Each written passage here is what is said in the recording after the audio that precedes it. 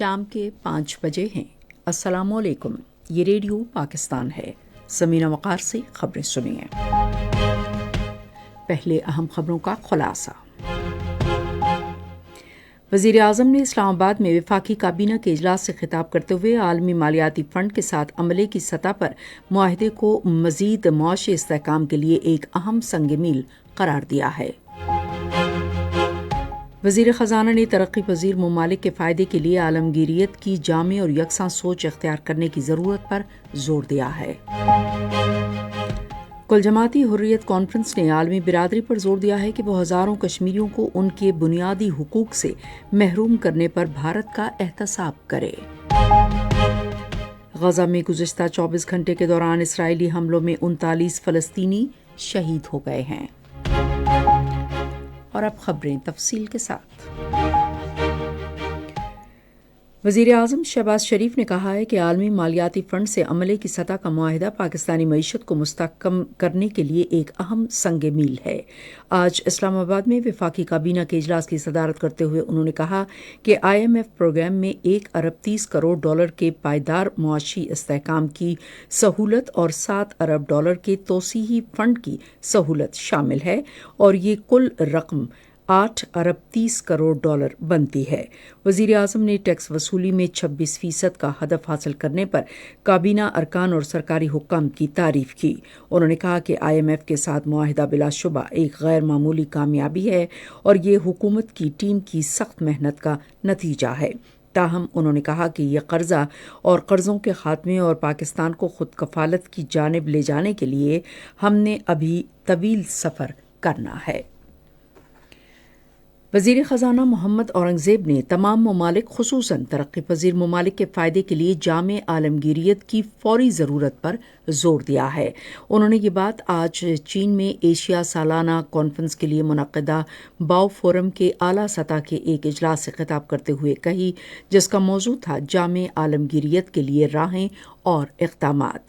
عالمی معاشی نظام میں بڑھتی ہوئی عدم مساوات پر روشنی ڈالتے ہوئے وفاقی وزیر نے کہا کہ عالمگیریت نے 1 ارب سے زائد افراد کو غربت سے نجات دلائی ہے، لیکن یہ اب بھی گلوبل ساؤتھ کو نظر انداز کرتے ہوئے ترقی یافتہ معیشتوں کو غیر مساوی طور پر فائدہ پہنچا رہی ہے۔ محمد اورنگزیب نے کہا کہ بیان بازی کا وقت گزر چکا ہے اور اب فیصلہ کن اقدام کی ضرورت ہے۔ وزیر اعظم کے معاون خصوصی سید طارق فاطمی نے امریکہ میں کانگریس کے اہم رہنماؤں سے ملاقاتیں کی ہیں۔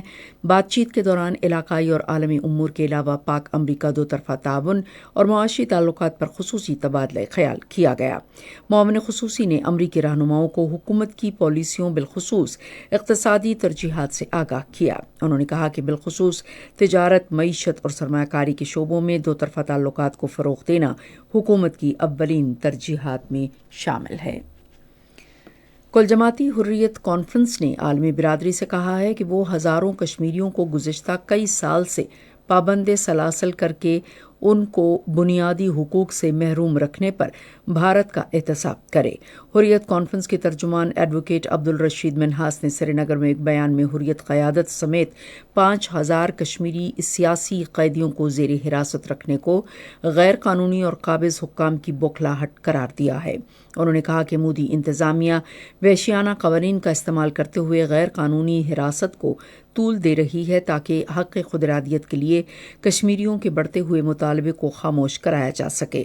ترجمان نے اس بات کی مذمت کی کہ ہندتوا پر کاربند انتظامیہ عدالت کے احکامات کے باوجود کشمیری سیاسی قیدیوں کی رہائی میں تاخیر سے کام لے رہی ہے تاکہ ان کے جذبہ آزادی کو دبایا جا سکے۔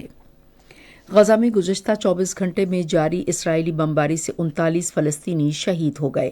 اقوام متحدہ کے انسانی امداد کے ادارے نے کہا ہے کہ رواں ماہ کی 18 تاریخ کو غزہ جنگ دوبارہ شروع کرنے سے اب تک اسرائیل 1,42,000 سے زائد فلسطینیوں کو جبراً بے دخل بھی کر چکا ہے۔